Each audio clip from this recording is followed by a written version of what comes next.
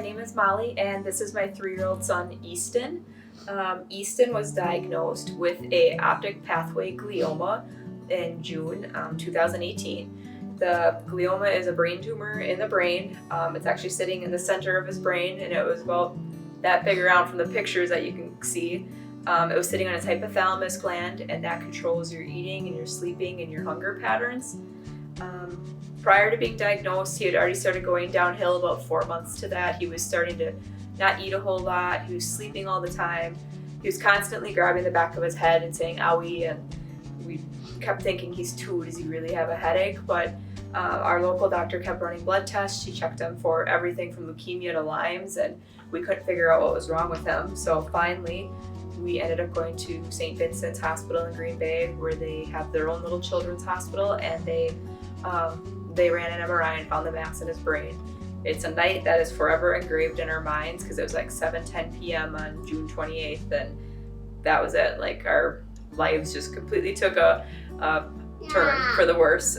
We ended up getting Flight for Life down to Children's in Milwaukee because of the hydrocephalus, and he was extremely malnourished at this point. Because he wasn't eating and he wasn't drinking, and we were trying to force everything we could to get him to eat because he was like wasting away to nothing, and it was really sad. I think they called it diencephalic syndrome because he was so malnourished.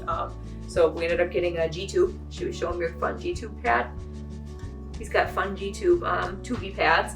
So he ended up getting that, and he was G-tube fed then because that helped him gain all of his weight back and muscle strength.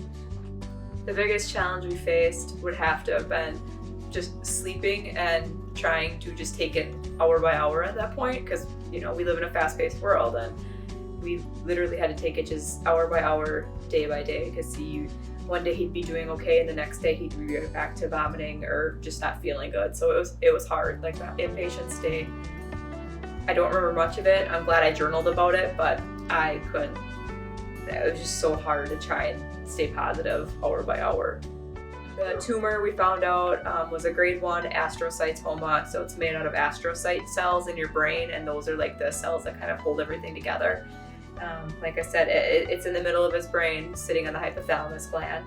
We told him that he's got a monster in his brain. That's how we described it. And he'll say that, "There was a monster in my brain, Mama." And I said, "Yep, childhood cancer, something I never knew anything about." I mean, I knew it was out there. I knew it was there, but I never really knew what it was all about until you're experiencing this world of sadness, and you're pretty much living on the edge all the time, and you're just kind of surviving. Like, you just have to survive for the first couple of months, first year, whatever your treatment plan is. You just have to survive. To support research that will help children like Easton, please visit www.macfund.org/donate.